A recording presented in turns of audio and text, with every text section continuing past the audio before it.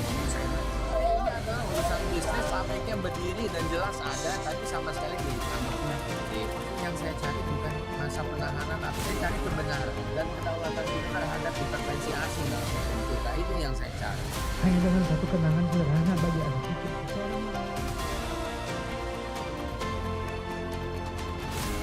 Ya, paling bagus diadili kembali. Tujuannya lebih pada bukan untuk balas dendam. Saya ingat kalau zaman dulu tuh ada kasus Sengon dan Karta yang mau dihukum mati, sudah keputusan Mahkamah Agung. Setelah sekian puluh tahun menunggu eksekusi, akhirnya dibebasin. Dibebasin ya. Karena kelihatan nggak bersalah. Hal-hal seperti itu kan nggak boleh terjadi lagi. Apalagi ini menyangkut politik, politisi, dan pemimpin ya saat itu. Nah, kenyataannya memang Alstom itu harganya jauh lebih murah daripada saingannya. Barreskrim bilang ini memang palsu. Barreskrim minta ke KPK dokumen aslinya. KPK cuma punya fotokopi. Ya selesai udah.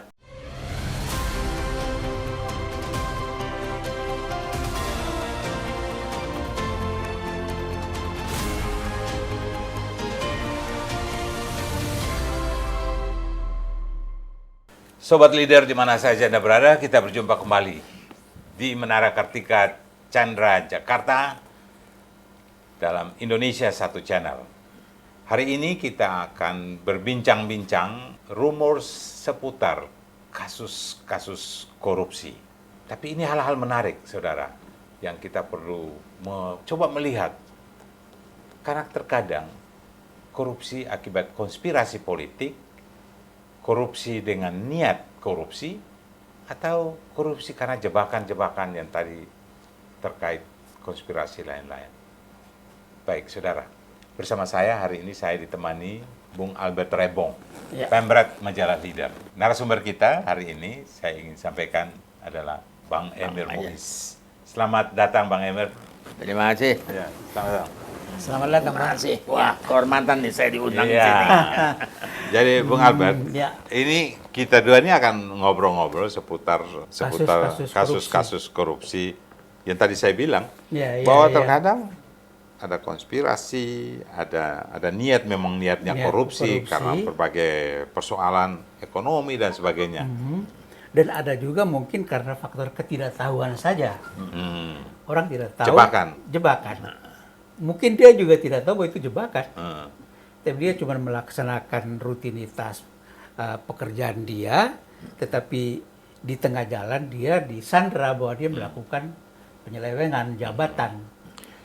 Leader ini kan sebuah forum diskusi mencari atau mengusung pemimpin-pemimpin yang punya karakter. Ya. Karena Oke. pemimpin itu harus masuk penjara, pemimpin itu harus, tapi dia harus tetap kokoh ya, Tetap kokoh. maju terus. Betul. Kalau selama dia pikir itu benar, dia tidak boleh takut. Betul. Betul ya? Ya, karena ada giumnya, ada istilah bahwa politisi itu bisa mati berkali-kali.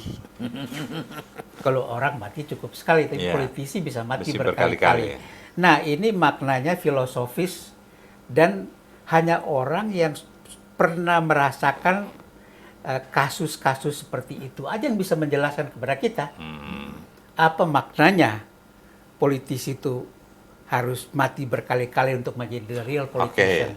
ini sekarang ada Bang Emir nih. Bang Ya, Emir ya. ini kita anggap sebagai case. Betul. Salah satu case yang kalau kita baca di media rekam jejaknya di media sosial, di koran-koran, media mainstream, ada tanda tanya besar. Dari 99 sampai 2013 menjadi anggota DPR. Ya. Saya kira ini menarik. Beliau pasti punya banyak cerita yang menarik. Betul. Kita langsung aja ke Bang Emir ya. Oke, boleh kita Bang, langsung Bang ke Emir. Yup. Kira-kira apa yang menarik kalau kita lihat kasus Bang Emir yang sampai bekerja begitu panjang tapi akhirnya harus 3 tahun menjalani hukuman di penjara itu. Ya karena saya sendiri juga pada awalnya juga nggak tahu apa-apa. Tiba-tiba ada rumors. Ya, Katanya ya. saya punya kasus di KPK. Tinggal tunggulah setahun lagi. Ya saya pikir yang mana. Jadi saya nggak pernah dipanggil, tidak pernah ditanyakan, tidak pernah diperiksa oleh KPK. Tahu-tahu jadi TSK. Itu pun lewat TV saya tahunya. Dan saya belum tahu kasusnya apa. Hmm. Setelah saya dijadikan TSK, mulai saya pelajari satu demi satu, saya dapat bocoran untuk hal yang aneh sama sekali yang saya nggak pernah tahu. Cuma saya ingin buat satu testimoni. Ya. Ada dua hal yang sangat aneh dalam kasus saya. Yang pertama, tidak sesen pun uang negara yang saya pakai. Tidak sesen pun negara dirugikan. Yang kedua, satu-satunya yang melaporkan saya, yang mengadukan negatif tentang saya, itu seorang warga negara Amerika yang menjadi lobbyist lah di Indonesia, pulang ke Amerika memberikan keterangan sepihak pada FBI, dan itu dikirim ke Indonesia. Dan salah satu keterangan tertulisnya yang memberatkan saya adalah keterangan yang tanda tangannya dipalsukan. Itu pun kemudian hari saya sudah laporkan ke Barreskrim, diperiksa oleh Barreskrim. Barreskrim bilang ini memang palsu. Waktu mau diperiksa tinta basahnya yang harus dilihat, Barreskrim minta ke KPK dokumen aslinya. KPK nggak punya. KPK cuma punya fotokopi. Ya selesai udah. Ya, tapi waktu itu saya udah selesai dihukum ya. Yang lucunya juga bukti-bukti itu saya terima sesudah saya ditahan, udah di penjara baru saya terima. Kalau sebelumnya saya tahu mungkin saya bisa bela diri sehingga tidak bisa jadi tersangka. Tapi udah dari TSK baru terima ya. Mau apa lagi? Tapi yang menarik Pak, pada waktu prosesnya sendiri, Pak Emir tidak punya argumen. Saya berikan argumen ke satu antara lain bahwa itu tanda tangan palsu. Kedua yang saya paling ngotot, saya minta supaya saksi dihadirkan. Saya ingin dia mengaku bahwa itu palsu. Tapi saksi ini tidak dihadirkan. Kemudian saya tantang juga waktu itu sidang. Ya udah, video call aja, kan juga bisa. Kalau orang yang nggak bisa datang ke Indonesia mungkin karena takut ditangkap. Dan orang ini memang memberikan keterangan ke FBI sebagai cooperate witness, atau istilahnya di Indonesia kita justice collaborator. Ya tentu dia ingin selamat lah. Jadi dia katakannya dia kirim uang ke saya sebagai hadiah dari Alstom. Padahal satu patah kata pun tidak ada dari Alstom yang menyatakan mau memberi hadiah pada saya. Nggak ada. Bahkan keterangan dari petugas Alstom sendiri, ketemu saya nggak pernah ngomong soal proyek. Nah ini saya minta hadir, saya mau ngomong di televisi itu, kalau bisa waktu itu, lewat satu video call. Tapi ya nggak dipenuhi juga.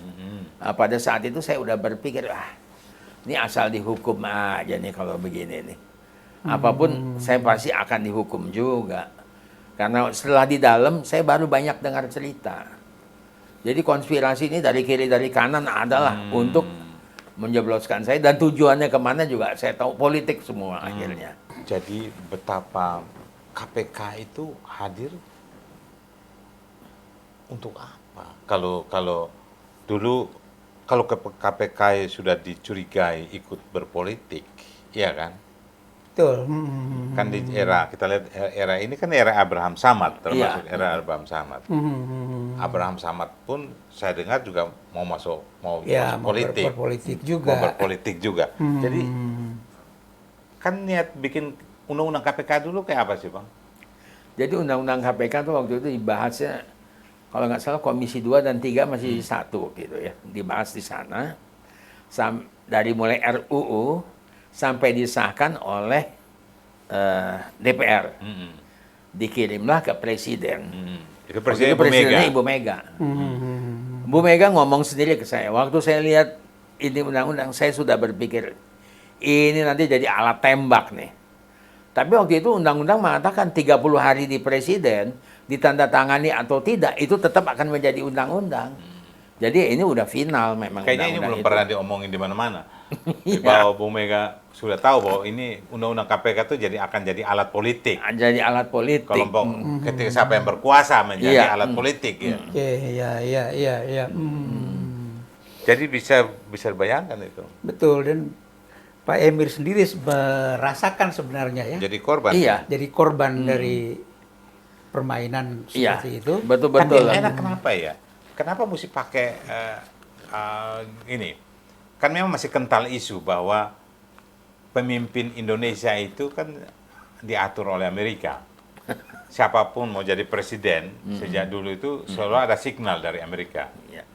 Apa begitu? Saya belakangan saya baru tahu juga dan lihat juga. Buat apa duta besar Amerika Serikat tuh sampai datang 3 sampai 4 kali ke KPK ketemu Abraham Samad. Ya kebetulan Abraham Samad waktu itu berambisi ingin jadi wakil presiden kan. Ya saya nggak tahu lah barangkali kaitannya ke sana. Saya nggak mau menduga karena saya memang nggak punya bukti. Tapi analisa politik saya berpikir, ini mungkin ada kaitan.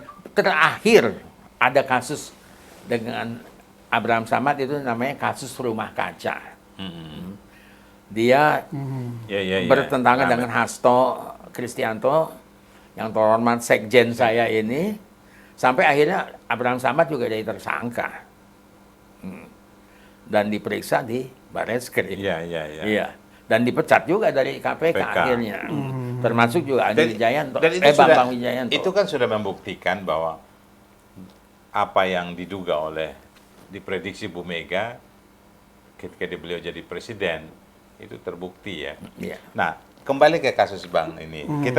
Kita lihat terpidana korupsi itu memang terjadi karena niat dia melakukan korupsi, apa sebuah konspirasi? Itu loh. Ya, betul. Dan mungkin kita langsung tanyakan aja ke Pak Emir. Pak Emir sendiri sebenarnya kalau kita lihat sih sebenarnya tidak ada niatan untuk melakukan tindak pidana korupsi. Dengan kata lain bahwa ini sebuah permainan. Apakah betul begitu, Pak? Betul sekali, Pak. Saya nggak, dan kasus saya ini saya nggak tahu apa-apa kok, Pak. Tiba-tiba kawan dagang saya, kawan bisnis saya yang orang Amerika ini, tiba-tiba kok jarang datang dan jarang menghindari komunikasi saya. Belakangan sama sekali putus komunikasi.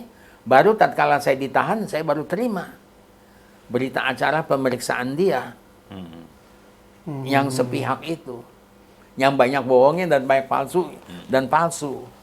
Itu jadi ya saya lihat nih betul-betul konspirasi. Tapi waktu itu juga sulit ya hukum. Termasuk pengacara saya mengatakan, udahlah Pak, kalau Bapak terlalu mengelawan, nanti di Mahkamah Agung dihajar sama Hartijo loh. Lihat Angelina Sondak segala macam. Dia nggak mau tahu.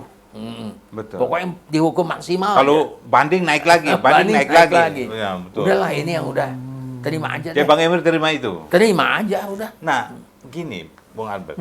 Kalau biasanya KPK ini kan kalau dia melakukan itu kan tangkap tangan. Iya. Tangkap tangan itu juga kadang-kadang kita curiga kok ada tiba-tiba ada yang kirim uang kayak itu atau uang di lacinya dia lalu sekian jumlah melebihi itu tangkap. Itu masuk dalam tangkap tangan. Bang Emir ini kan tidak masuk ke situ. Iya. Tiba-tiba beliau kok ada jadi tersangka gitu. Ya, satu-satunya alasan dari KPK. Jadi memang dalam kontrak palsu yang dibuat oleh si Amerika ini, dan dia kontrak itu dia tanda tangannya bukan dengan saya, tapi dengan TA saya, tenaga ahli saya di DPR, untuk kerjasama mendirikan pabrik LPG, stasiun pengisian LPG di Bali dan batubara di Kaltim. Tapi di perjanjian itu dipalsukan, dirubah, sehingga seolah-olah memberikan bantuan pada Alstom untuk memenangkan. Alstom perusahaan Perancis itu? Perusahaan Perancis tadi. Seperti begitu. Jadi saya memang kerjasama sama dia untuk mendirikan. Apa ini ada persaingan antara Alstom dan GE? Itu nanti jelas sekali tuh dari tulisannya Pak, dari bukunya orang Alstom. Nah, tapi kalau saya ceritakan lagi, bahwa pabrik ini berdiri memang, uangnya dia kirim untuk bangun pabrik ini. Dan tidak lewat tangan saya, lewat tangan orang lain semua. Pabriknya hari ini berdiri, dan bagian keuntungan dari pabrik itu masih tetap mengalir ke Amerika, Pak. Karena aktenya begitu, dia nunjuk Trusty di sini, saya punya bukti-buktinya itu, uangnya tetap, dia menikmati hasilnya nih si Amerika satu ini nih. Tapi yang dia bilang 350 ribu US dollar itu ke siapa, Pak? Ke tenaga ahli saya. Ke tenaga ahli? Iya, terus untuk dikirim ke Bali. Tapi kok kenapa kayak abang dia bilang bahwa terbukti uang itu kan? Udah nggak ngerti lah saya. bagaimana? Buktinya satunya bahwa pabrik itu saya ikut miliki memang, Nah, walaupun nggak pakai nama saya, ya. Ikut saya pemilikan di situ, ya. Itulah dianggap saya berkonspirasi mendirikan pabrik itu. Tapi semua keuntungannya ke dia kok. ke dia. Iya. Harusnya kan orang itu dipanggil dong. Justru itu saya minta dipanggil, tapi kan dari FBI dan dari kedutaan Amerika menyatakan tidak bisa hadir. Dan KPK-nya diam aja. Sampai saya berpikir bagaimana nih, kok anak bangsa dikorbankan atas laporan orang asing. Tapi bagaimana reaksi Iya, presiden? iya. Waktu itu presidennya SBY ya? SBY. Bang SBY. Dan juga saya sampaikan bahwa terakhir buntutnya setelah saya ditahan, langsung direktur CEO-nya dari Alstom, perusahaan Prancis ini, ditahan di Amerika. Ditahan di Amerika, berlarut-larut sampai akhirnya dijatuhi hukuman denda sekian ratus juta dolar, kolaps si Alstomnya, kan akhirnya diambil alih Alstomnya Oleh GE. oleh General Electric, perusahaan Amerika. Dari buku yang saya baca di buku American Trap itu, bahwa memang sudah lama General Amerika itu tidak puas dengan Perancis. Karena kalah terus kalau tender di mana-mana. Di Indonesia Alasannya nih. karena Perancis kasih sogokan, kasih gratifikasi. Nah inilah kena dipukul lah waktu itu. Akhirnya diambil. Dan Perancis waktu itu Perdana Menterinya kalau nggak salah Hollande ya, itu marah besar dengan Menteri Perdagangan Amerika. Dia lebih baik jual ini ke Siemens atau perusahaan di Eropa. Dia nggak mau ke Amerika. Tar dulu. Tapi kalah juga. Ntar dulu. Itu kasus itu tahun berapa proyek itu tuh? Ceritanya 2014 ditahannya. Enggak, proyek itu mulainya itu yang mereka sampai itu kan terakhir. Tahun 2001, 2002. Kan panjang itu. Panjang, Iya. 14 tahun. Kan KPK kan memeriksa menangkap orang ketika saat itu ada proyek apa yang terjadi saat itu dan tangkap tangan atau Ini terbukti. enggak. Ini Kenapa? Loh, soalnya pemberitaan di luar itu hanya kita tahu Bang Emir orang yang wah ketangkap KPK. Ketangkap tangan Ketangkap. KPK. Kan orang yang ditahan tuh selalu gitu kan. Betul, betul, Jadi betul. yang rame di media nanti ditaruh uang di depan situ, lalu orang pakai baju kuning, ya. Bang Emir ini diam-diam aja nih, Iya. seolah-olah nggak pernah dipanggil, nggak pernah dipanggil, tahu-tahu dikasih Hanya- baju kuning. Bang Emir, saya tahu ketakutan Artijo itu kan. Artijo ini kan kayak Hakim Artijo yang almarhum. Iya, Iya. iya, iya. Asal hukum aja. Asal hukum, Asal lu- hukum. si Andi Malarangeng, si Sondak, si siapa lagi, Iya, si Anas Urbaningrum. Ya, Anas- itu sebagai Anas, senjata KPK lah. Senjata- waktu itu. Nah, begitu ini, nah sekarang ketika ke sini Hmm. mulai dilihat secara benar, ya kan? Iya kan, Bang? Iya. Nah, Abang merasa gimana itu? Kok Waktu negara- itu kita juga agak kemakan ya. Kita ngelihat KPK tuh kayak malaikat, Pak. Takut kita. Betul. Makanya kok udah dipanggil KPK ya udah terima deh dihukum, mudah-mudahan hukumannya. Ya kan nggak ada SP3. Termasuk sampai pengacara pun pikirannya begitu, nggak ada yang mau melawan. Selalu menerima. Dan terakhir juga saya lihat wah ini kepentingan politiknya. Dari Amerika ada kepentingan bisnis, dari Indonesia ada kepentingan politik. Iya. Nah, bisnis dan politik. Iya. Memang benar. Amerika itu nggak ada urusan. Lu mau jadi presiden, lu mau jadi radikal. Yang penting dia bisa pakai lu nggak, ya kan? Dia bisa pakai nggak ini? Iya. Untuk Ketika dia kepentingan ekonominya. untuk kepentingan ekonomi. Iya, iya. Jadi kan bangsa ini harusnya sudah paham ya. Saya kira udah makin paham. Era Pak Jokowi ini kelihatan sekali. Ini berbahaya ke depan.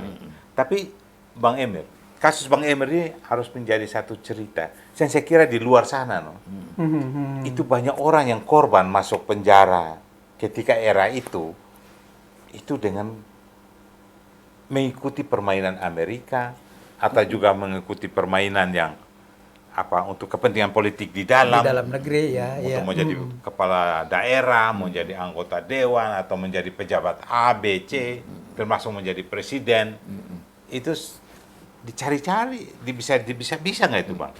Bisa. Ya itu memang. Jadi kalau Amerika kepentingannya memang dia mau ambil Alstom, Mungkin ada iming-iming janji ke ketua KPK yang saya bilang tadi saya nggak tahu. Dalam negeri juga ada gerakan. Saya nggak mau sebut orangnya, tapi dari pihak pemerintah pejabat tinggi yang eselonnya juga satu mengancam Dirut Pertamina, bukan Pertamina, maaf, Dirut PLN, menanyakan,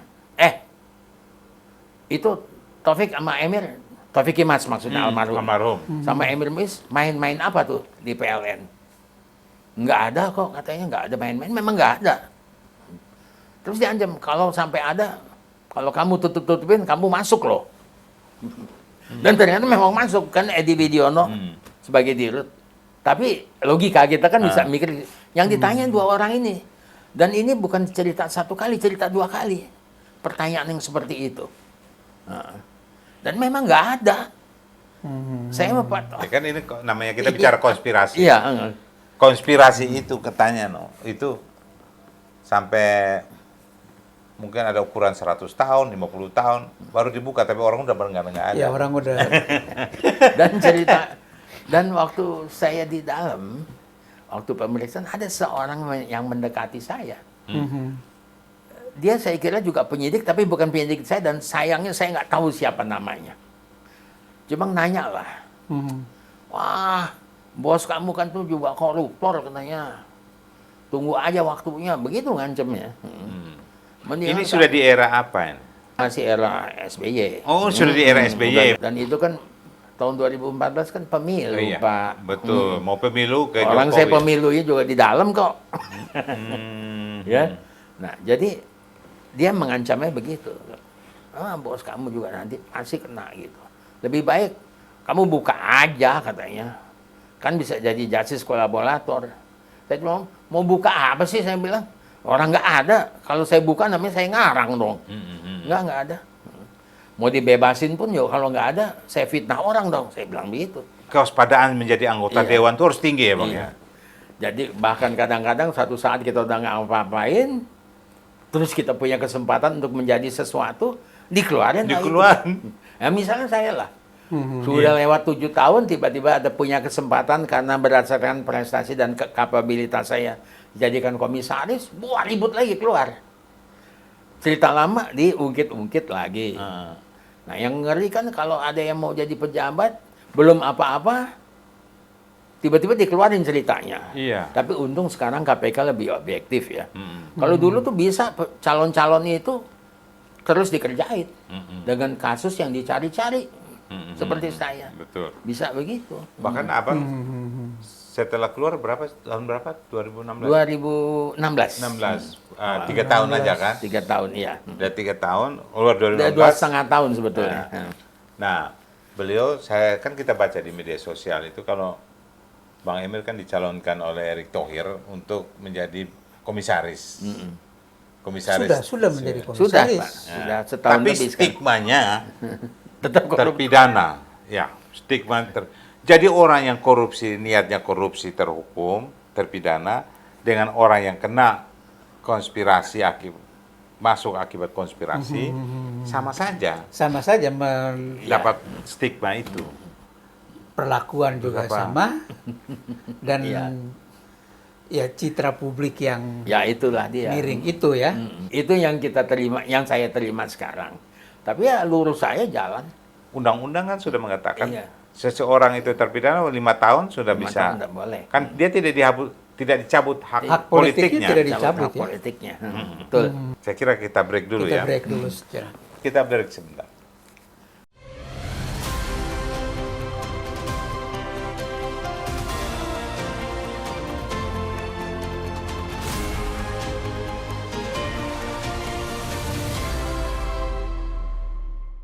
Sobat Leader, kita kembali lagi bersama Bang Emir Muiz dan juga bersama Bung Albert. Ya. Kita masih seputar obrolan itu rumors di balik kasus korupsi di KPK ini.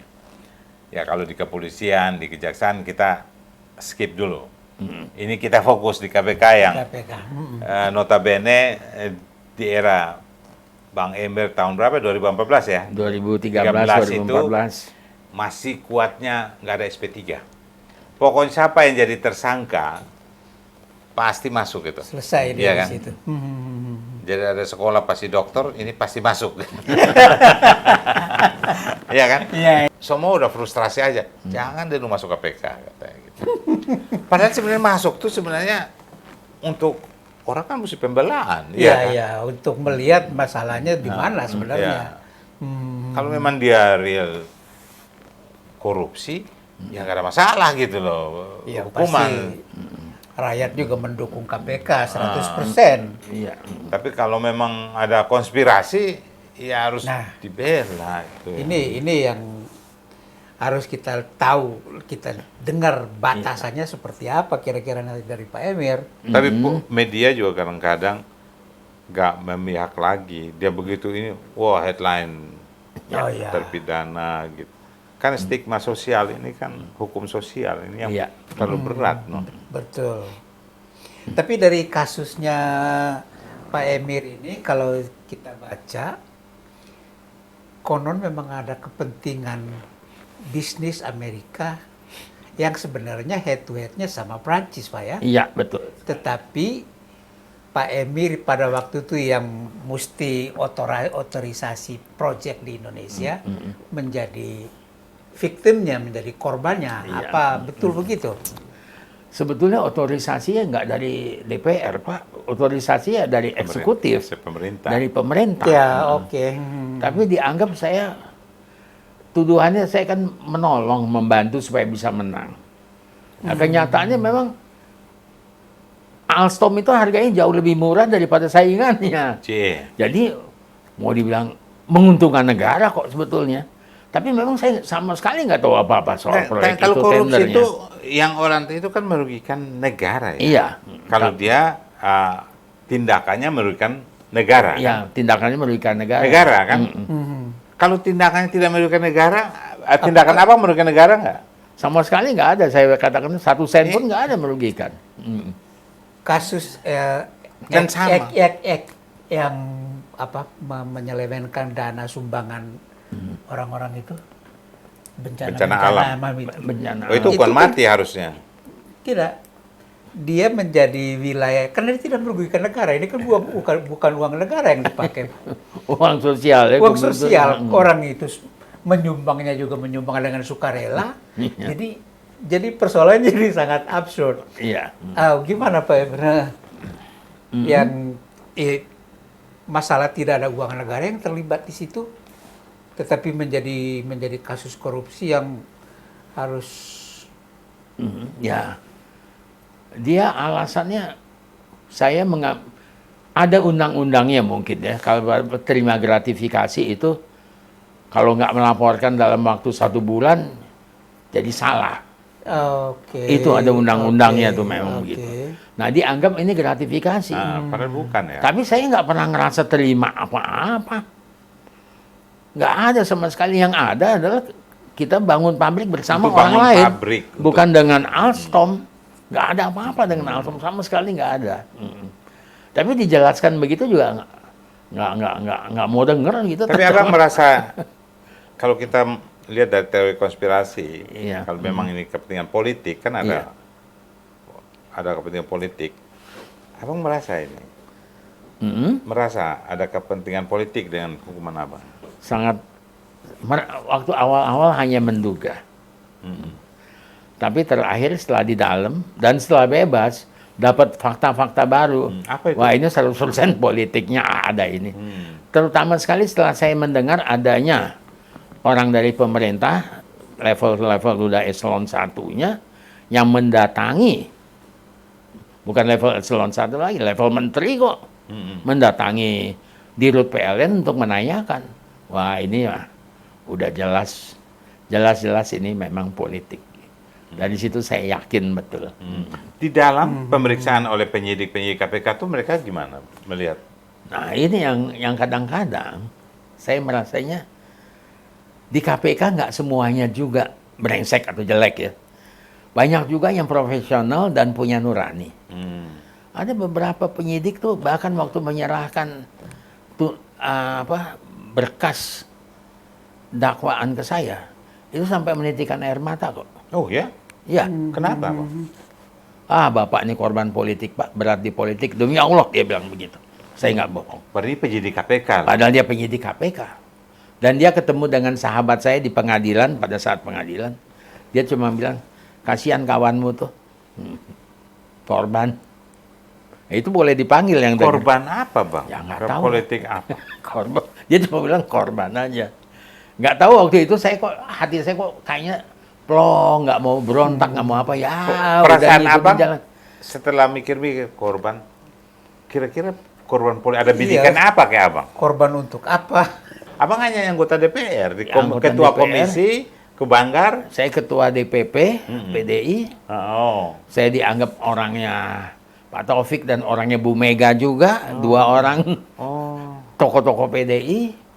Mungkin dipikir saya mungkin nanti akan punya prospek yang bagus, jadi mesti dimatikan. Karena pada dasarnya, ya inilah ya, PDP kan pada waktu itu oposisi kan ya? oposisi. Oposisi terhadap pemerintah Iya. SBY. Dan memang seorang Marhenis, nah kita sedikit ngomong ideologi nih, memang anti imperialis kan. Dan suara saya selalu nggak senang dengan imperialis, dengan kapitalis, dan saya tidak anti Barat, tapi banyak sikap-sikap Barat yang saya muak melihatnya. Terkadang terucap, jadi ini orang nggak boleh jadi pemimpin nih, bahaya nih buat Barat. Sebagaimana juga, terus terang aja, saya melihatnya juga Bu Mega juga dianggap Dibidik cukup juga. berbahaya untuk Barat. Jadi, nggak bisa menang presiden Berarti kemarin. Abang ini sasaran antara. Aku nggak tahu lah gimana. Tapi kalau Bu Mega malah dari tahun 2004. Iya. Dari dulu beliau. Udah sampai pemilunya bisa. Saya nggak bilang SBY didukung Amerika ya. Tapi saya bilang Bu Mega nih dikerjain juga. Kenapa? Kenapa kok Amerika? Kalau begitu, kenapa Amerika tidak suka Bu Mega jadi presiden? Ya Bu Mega kan anti imperialis. Anti kapitalis, anti kolonialis. Dan kolonialis yang zaman baru nekolim kan, nggak perlu menduduki ini ya. Tapi hasil alamnya mesti dikeruk, dikuasai penuh, macam Freeport, macam nikel sekarang. Dia juga mau neokolonialis tuh. Masa mesti impor semua, mesti ekspor semua ke dia. Kita mau bikin sendiri dong. Makanya Pak Jokowi bilang ini ada jual paksa. Tanam Atau ada paksa. ekspor paksa. Jadi dulu ada tanam paksa, Nah, ini ada kerja zaman paksa. dulu mulai si negara barat-barat ini, si imperialis ini, mulainya dulu tanam paksa dulu. Tanam paksa dulu. Kerja paksa. Terus kerja paksa. Terus sekarang ada lagi jual paksa. Nah, sekarang ke Abang nih ke hukum saya paksa. nih hukum paksa. Nggak ada hukumannya, tapi paksa mesti dihukum. Karena kalau saya muncul jadi lawan dia. Tapi kasus Abang ini bukan Abang sih. Saya percaya banyak yang terpidana sekarang di stigma korupsi ini. Mereka tuh mungkin sedih, tapi mungkin air mata mereka habis karena mereka di dalam baru sadar bahwa kurang ajar, gue dikerjain. Baru sadar. Kata yang paling pendek kan, kurang ajar, gue dikerjain. Iya kan, Pak? Iya. Kerjain tuh bukan teman jauh, teman dekat lagi. Dan bahkan sesudah keluar terkumpul semua tuh fakta-fakta. Semua kawan lebih berani cerita kan. Wah, dia bilang benar-benar nih. Tapi ya udahlah. Ya kita berserah ke atas dan ya puji Tuhan ya, alhamdulillah saya tuh masih diberikan kesempatan, masih bisa jadi komisaris. Ini juga lagi mencalon untuk jadi anggota DPD. Itu pun udah mulai ribut lagi tuh. Wow. Gak mungkin kan 5 Mantan tahun. koruptor mau DPD. Kayaknya undang-undang tuh 5 tahun ya. Iya. 5 tahun itu bisa kan. Gitu. Iya. Jadi itu mah nggak. Ya kita jalanin aja lah, ngalir aja. Takdir dia kan udah ditentukan juga. Jadi apa Iya, gitu. iya. Ya. Tapi akhirnya belakangan misalnya posisi Bang Emir. Pak Bang Emir ini di Pupuk Iskandar Muda ya Bang? Iya betul. Jadi Komisaris. Jadi komisaris. isu besar juga. Iya cukup jadi isu. Test Dan the water. Saya nggak tahu lah. Saya cek siapa yang tulis-tulis. Kadang-kadang ya ada juga yang berita yang berbayar gitu saya lihat. Iya, sekarang ini Iya, saya nggak kita tahu nih. wartawan ini sekarang media kan bisa kelihatan media mainstream itu ada media yang kiblatnya kemana, kan bisa kebaca. Wartawannya juga dari pertanyaannya bisa kebaca. Iya. Ini kemana, mana yang netral, mana yang idealis, mana yang Iya. jalankan tugas jurnalistik, apalagi media sosial. Ya, yang banyak. medsos. Nah, ini banyak saya. Tapi lepas dari itu, Bang, saya mau masuk ke Abang ini kan selama 3 tahun ngapain aja di penjara, Bang? Ya, saya Mengurusin badan apa? saya berusaha untuk bisa lebih santai dan gembira. Jadi banyak bikin yang lucu-lucu, yang Kelihatan ketawa, dari wajah Bang Emer ketahuan. main-main, Banyak cerita-cerita, olahraga, ya kayak itu yang dilakukan. Dan saya dapat remisi, dapat pembebasan bersyarat, ya 6 bulan. Jadi saya nggak menjalani Tidak penuh penuh. 3 tahun, nah potong 6 bulan. Iya, iya. Plus Tapi ada terakhir remisi sedikit juga dikasih. Kan setiap narapidana kan dapat Iya, remisi, iya, undang-undangnya kan begitu. Nah, waktu itu kan ada PP 99 yang tidak boleh ada PB, tidak boleh ada remisi buat narapidana Korupsi. KPK korupsi. Jadi rambang semua, dia nggak lihat ini Iya, mesti memang full. dia korupsi apa, ini konspirasi, tapi Ya, itu ketentuan PP 99. Walaupun terakhir menterinya Pak Samsudin itu ya menyesal dengan PP 99. Ya arsiteknya waktu itu Denny Indrayana memang. Pak Menterinya sendiri menyesali keluarnya PP itu karena itu melanggar keadilan dan melanggar dengan Undang-Undang Dasar 45, karena dalam Undang-Undang Dasar itu ada hak untuk remisi, untuk abolisi dan sebagainya. Iya, iya, iya. Itu yang tapi di dalam sendiri Abang selama di dalam tuh merasakan bagaimana kok gua jadi kayak begini. Ya. saya justru menghindari sekali pikiran itu. Oh, Jangan sampai akhirnya jadi sakit hati menendam gitu. Saya berusaha menghilangkan dendam, juga nggak mau. Kalau saya lagi jengkel sama KPK sama apa, saya ingat beberapa penyidik yang masih punya nurani. Ya terakhir saya lihat yang paling gencar nyerang tuh kan Abraham Samad sama Bambang Wijoyanto. Dua-duanya juga kena. Cuma beda berapa lama aja. iya, rumah kaca. Nah, cuma ya karena dia ya Pak Jokowi kan Kan orangnya dia mau dua maju lain. calon wakil presiden apa calon Waktu itu presiden ya. Abraham Samad. Wakil presiden. Nah, itu terbuka itu. Kebuka. Itu kan udah dibuka sama Hasto di kasus rumah kaca. Kasus rumah kaca. Nah, udah terbuka di situ. Ya saya bilang, aduh. Jadi di situ sebenarnya itu saya sudah membuktikan bahwa apa namanya KPK waktu itu dijadikan alat politik. Alat beneran. politik ya. Seperti dugaan Bu Mega itu. Tapi juga menimbulkan kekecewaan juga tuh Pak. Saya berpikir saya dihukum oleh orang yang idealis. Iya, iya. Ternyata orangnya lebih brengsek dari saya. Waduh, kok yang beginian yang menghukum saya itu loh. Ada perasaan itu Pak. Oh gitu. Kalau dia idealis yang mulia gimana, kita lebih puas Susah gitu. kita percaya ya. Iya. Nah itulah kejadiannya. Gitu ya. Jadi kadang-kadang kita pikir-pikir ya, gimana supaya hukum ini bisa dipercaya, Jadi panglima, ya? atau jadi dipercaya publik ya. Saya pikir-pikir jaksa, polisi ini Undang-Undang Dasar kan mengatakan itu ya. Iya, iya, iya. Ya. Tapi bagaimana supaya dua lembaga ini dikuatkan tapi benar-benar orang-orang yang punya integritas Yang jadi tinggi, yang masuk di kedua lembaga kedua lembaga penegak penegak hukum supaya ini. dipercaya kalau KPK kan sebenarnya ada perlu tapi dulu kan ad hoc. Ad hoc, memang sampai Dulu sekarang kan juga masih ad hoc. kan. Kalau penguatan jaksa dan polisi sudah bagus dengan sendirinya Dengan nggak perlu sendiri lagi. KPK tidak diperlukan ya Pak. Iya. Iya. Karena semua ada di situ. Walaupun saya sendiri juga berpendapat jangan dibubarkan dulu lah KPK, masih diperlukan itu. Tapi Ya, harus oke. yang benar kerjanya. Ya. Saya sendiri waktu di DPR sempat jadi ketua pansus penyelidikan atas penyelewengan di Pertamina.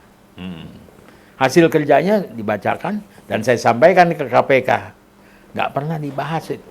Padahal di dalam situ banyak nama-nama besar, Pak. Kasus Balongan, kasus apa. Dan ini cukup valid karena DPR kan memanggilkan semua pejabat begitu. Cukup valid tapi nggak Didiamin aja sama KPK tuh. Tapi Bang, memang kasus Abang ini entry point untuk Iya. perlu atau tidak di KPK. Walaupun era si pemimpin dulu sampai sekarang, pemimpin KPK itu beda-beda cara kerjanya. Iya. Iya. Kalau kita lihat di Pak Firly sekarang, ada orang bilang lebih baik, lebih kondusif. Ada orang bilang melempem. Ada orang bilang bla bla macam-macam.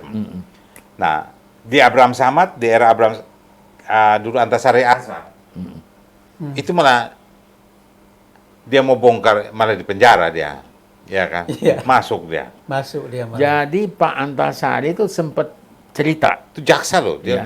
dengan seorang wartawan. Hmm. Kasus Emil tuh saya pernah terima juga, dia bilang, tapi saya bilang ini nggak kuat, dia bilang, dia diemin. Kok dibongkar lagi sekarang? Waktu dia masih jaksa. Waktu dia masih, dia Ya, kan KPK. sempat ketua Oh, KPK. masih Dia ya, terima ya. itu, dia bilang ini nggak kuat nih. Disingkirin sama dia. Ya biasa laporan-laporan kan mereka Iya. teliti dulu di administrasinya, apa namanya, verifikasi. Saya cuma berpikir, apakah ini dorongan dari Amerika untuk terus diteruskan, atau memang dimanfaatkan oleh politik pada saat itu, kepentingan politik pada saat itu. Ini yang saya belum tahu. Tapi tuntutan Abang sekarang apa? Setelah selesai, saya dengar kan Abang melakukan PK, Saya malah lebih ingin, peninjauan kembali. bukan PK, adili kembali yuk, gitu aja. Adili Gitu. saya kembali dengan menghadirkan saksi. Semua. Supaya kebenaran yang benar-benar benar, ya kebenaran cuma ada di Tuhan ya Pak ya. Sempurna. Bisa lebih terbuka lah begitu. Jadi jangan tertutup, hilang begitu ya. Iya, iya. Dan mesti ada sanksi juga. Iya. Ya, bahwa kalau saya dibilang terima gratifikasi, yang memberikan juga mesti tahan mesti dong. Undang-undangnya tanya. begitu. Iya. Kok jadi kayak anak manja di negerinya ditahan di sana. Heeh. Termasuk juga pimpinannya KPK juga mesti ikut dihukum kalau saya nggak Iya. salah. Ya dia menghukum orang yang salah kan. Iya, iya, iya. Tapi saya lebih senang kalau itu terjadi. Jadi ada pembelajaran ke masyarakat. Iya. Kalau Abang hanya PK aja, ada niat, sudah ada menyusun. saya rasa sangat sulit ya Pak ya. Tapi kalau mau ya bisa aja, negara mau, ayo adili, ulang. Sanksi, hadirkan saksinya. Sudah ada yang datang ke Abang untuk Belum, ini yang ada di hati Hati. saya. Kalau saya kira paling baik begitu. tapi ada upaya peninjauan kembali? Ada juga upaya peninjauan kembali. Cuma kan agak sulit nih Pak kalau peninjauan kembali. Saya nggak tahu hukumnya gimana, kita mesti tanya ahli hukum, ahli konstitusi, mungkin Prof. Yusril tuh yang tahu kali. Ya. Bagaimana hukumannya udah jelas, Iya. udah selesai, sudah habis, terus diulang tuh masih bisa nggak untuk kasus yang sama? Iya. Ya, Iya, padahal iya, hukumannya udah jadi. Nah, lantas kalau saya nggak bersalah, hukuman saya apa? Konsekuensinya kan saya bisa nuntut negara. Iya. Nah, tapi saya bilang kalau diadili dan saya ternyata tidak bersalah, saya nggak akan nuntut negara. Saya cukup sudah berterima kasih karena negara mau melakukan itu, dan publik dan masyarakat jadi belajar. Dan mungkin juga bisa untuk memperbaiki sistem hukum kita dari situ. Nanti live history Abang. Terakhir adalah biarlah anak cucu itu, ya kan, generasi berikutnya akan melihat bahwa ada pernah satu waktu terjadi satu kasus konspirasi yang menimpa seorang bernama Emir Muiz. Emir Muiz, ya. Kalau sekarang saya cuma berpikir begini, untuk anak ya sudahlah, kita bisa jelaskan ke mereka. Tapi buat cucu dan buat cicit mungkin kan enggak. Ya. Dan kebetulan ya keturunan ini punya pendidikan yang baik-baik kan Pak. Ya cucu, ya cicit. Bukan nggak mungkin satu hari akan naik kan, jadi leader, jadi apa di republik kita ini. Nah, kalau kakeknya atau buyutnya punya kisah gini kan kasihan Betul. mereka. Dan inilah mesti dijelaskan ya. Kalau nggak bisa lewat PK ya lewat buku. Ya paling bagus diadili kembali. Ya. Jadi tujuannya lebih pada bukan untuk balas dendam. Saya ingat kalau zaman dulu tuh ada kasus Sengon dan Karta. Yang mau dihukum mati sudah keputusan Mahkamah Agung. Setelah sekian puluh tahun menunggu eksekusi akhirnya dibebasin. Dibebasin ya. Karena kelihatan nggak bersalah. Nah hal-hal seperti itu kan nggak boleh terjadi lagi. Apalagi ini menyangkut politik, politisi dan pemimpin ya. Saat itu. Kalau kalau abang lihat ini kita supaya menjaga. Kamu lihat dengan case ini di DPR itu kalau bicara politik ya, yang perlu diwaspadai apa kawan-kawan anggota DPR ini? Yang mesti hati-hati itu terutama dalam hal anggaran, ya itu mesti hati-hati. Ya jangan sampai ada kickback atau apa-apa. Ya ada kerja yang baik aja kan. Lagi pula sekarang kan penghasilannya udah jauh lebih baik lah daripada dulu. Sehingga untuk membina konstituen kan udah nggak berat lagi. Hindari hal-hal seperti begitu memang. Karena bisa setiap saat tergelincir. Dan terutama harus peka terhadap sebuah dan itu. tidak perlu harus curiga juga. Iya. Terlalu curiga juga nggak bagus. Tapi yang penting peka, ya kan? Iya. Ada sesuatu yang datang ini kita harus tahu dulu ini dari mana nih, ya kan? Iya. Tapi biasa mau menjelang pemilu begini biasanya agak gagap orang. Lagi pemilu begini ya kadang-kadang perlu biaya. Iya. Di lain pihak juga cari-cari lawan nih. Cari-cari jalan untuk menjatuhkan lawan. Bisa juga. Jadi ya mesti ekstra hati-hati lah. Dari peka itu. Iya, peka Harus sekarang itu memang. lah, harus peka ya. Mau ngejatuhin ya tunggu, ditunggu. Atau jangan-jangan dipancing. Ya. Dipancing Bang ya. Iya. Dan juga kalau Yang jago pancing siapa itu kira-kira? Kenapa? Yang jago pancing siapa? Wah. Saya bilang kalau kasus saya itu dipancing saya. Hmm. Dapat teman tapi prosesnya bertahun-tahun. Saya curiga juga nih kawan saya nih. Apa dia betul pengusaha Dari apa dia partai, agent? dari partai apa dari? Oh, dia orang warga negara asing kan, Oh, orang dari Amerika. asing itu. Dia semua bisnisnya di Indonesia, ya. Saya curiga juga nih. Apa jangan-jangan dia agen ya? Dari itu abang tuh kenal orangnya dia tuh dari mana, lalu kemudian Aku udah kenal dia lama, kebetulan juga dulu dia teman satu sekolah aja. oh, bukan satu angkatan, satu sekolah. di Amerika apa? Di Amerika.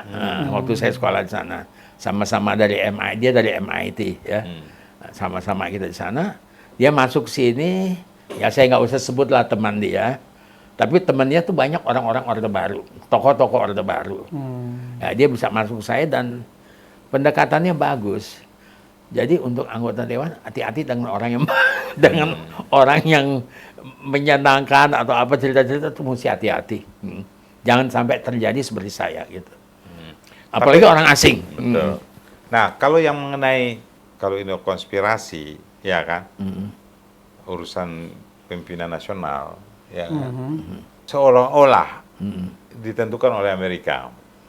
Isunya adalah yang mainkan adalah pengusaha-pengusaha di sana juga. Kepentingannya kan hanya ekonomi. Iya. Bisnis Amerika, bisnis besarnya Amerika dengan Indonesia. Gimana cara mencegahnya nih Bang? Susah. Saya baca buku. Nama bukunya adalah Secret Society. Saya tinggal di Amerika cukup lama. Orang Amerika tuh orang yang hangat, yang ramah dan baik. Ya. Saya ngomong ini Bang karena saya Iya. ingat kita ngomong tapi kita tidak bisa pegang. Kita lost terus dari zaman Pak Bung Karno. Iya. Bagaimana konspirasi intelijen menjatuhkan dia karena dia jalan ke Soviet, dia jalan ke Amerika. Dia tolak campur tangan Amerika macam-macam. Pak Harto pun mungkin waktu itu mereka yang dorong Pak Harto. Iya. Masuk. Tapi terakhir dia juga yang ambil, Betul. ya kan? Seperti Timur-Timur lah. Timur, dia dorong Dia suruh. ambil. Dia suruh Pak Harto ambil. Tapi dia Iya. juga yang suruh keluar. Dia kita rugi berkali-kali nih.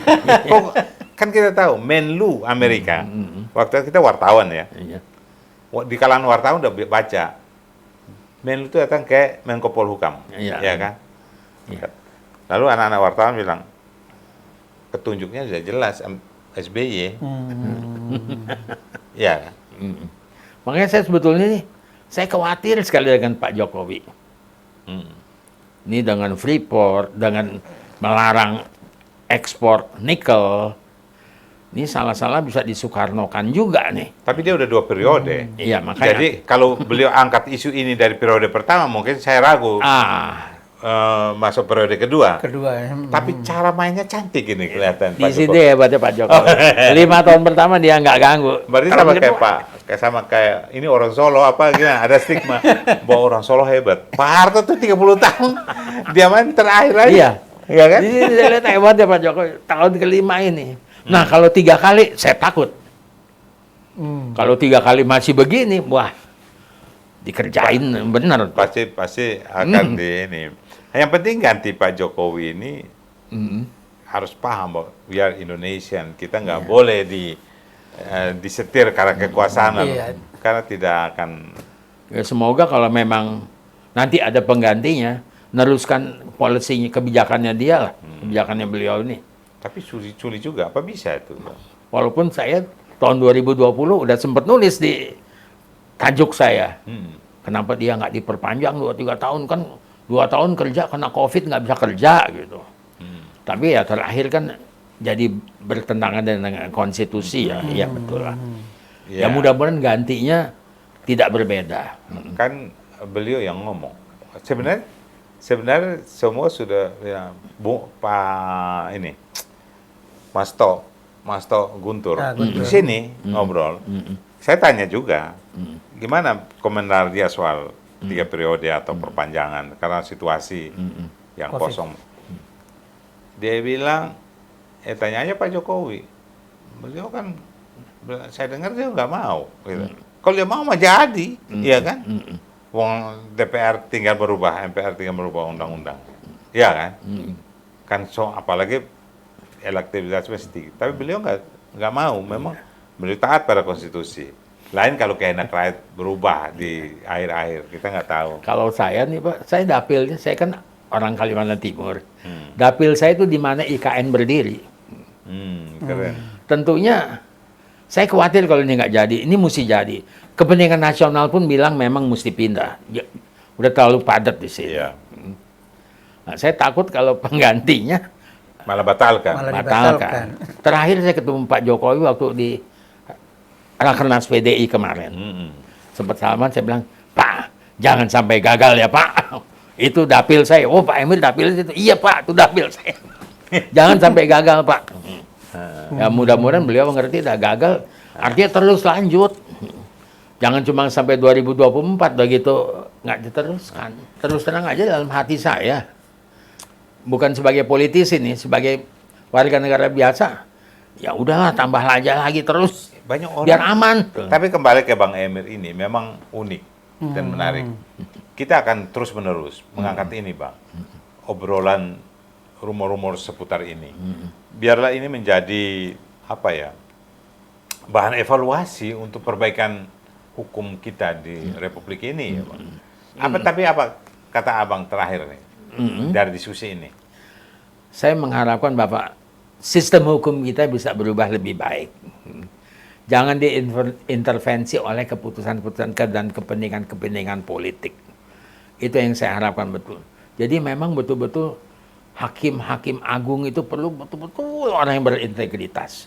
Yang namanya hakim baik mulai dari pengadilan negeri sampai tinggi sampai betul-betul berintegritas. Nah, kalau jaksa dia bisa lebih bebas lah ya bekerja. Tapi kalau hakim, karena sistem kita kan hakim pemutus tunggal kan. Lain kalau di negara Anglo-Saxon, di Amerika atau di Inggris ada juri. Ini hakim penuh kan. Seperti mewakili Tuhan. Jadi betul-betul mesti bisa mewakili Tuhan.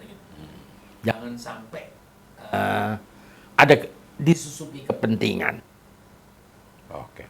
Ya. Good. Terima kasih. Ya, sama-sama. Baik, Sobat Leader, kita sudah 1 jam. Saya kira diskusi mengawali obrolan di balik rumor soal isu-isu korupsi ini, kasus-kasus korupsi, mungkin ini akan menarik untuk Anda juga dan sebagai pembelajaran supaya kita selalu waspada, berhati-hati dalam bertindak. Dan saudara, saya Freddy Ndoro bersama Bung Albert dan Bang Emir Muiz. Mudah-mudahan apa yang kita bicara atau obrolan bisa bermanfaat untuk Anda dan saya. Sampai jumpa lagi. Oke, thank you. Terima kasih.